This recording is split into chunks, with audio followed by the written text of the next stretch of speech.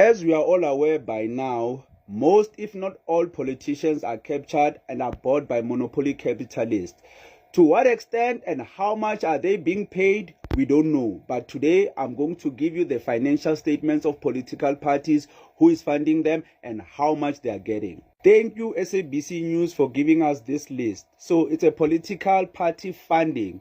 For the financial year of 2024 to 2025, political parties declared over 230 million in funding. The Democratic Alliance led with 68 million in declaration, followed by the ANC with 53 million rands. As you can see, the money is on your left and then the political party is on your right. So you have 18 million Martin Paul Marshall, 15 million Batu Trust. Now when you go down, it gets really interesting. You get to the Oppenheimers. So Oppenheimers, there are many of these guys, they are a whole family. So you have MJ Oppenheimer with 15 million.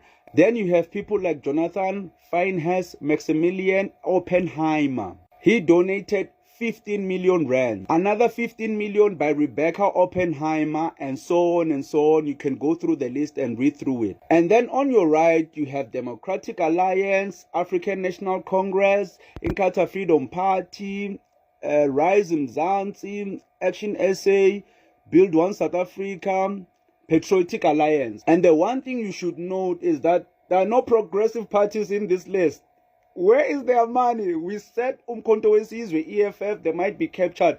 But who's capturing them? And even if they are captured, they're not even on this list. They're not even on the top 5. It means they're getting minimum money. They're not getting the maximum money like the DA. Political parties and politicians being captured is a very huge problem. How so?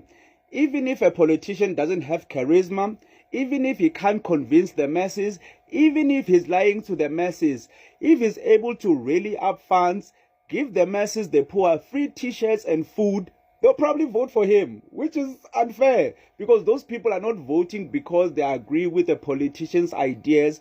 They are voting because of hunger. So that needs to stop.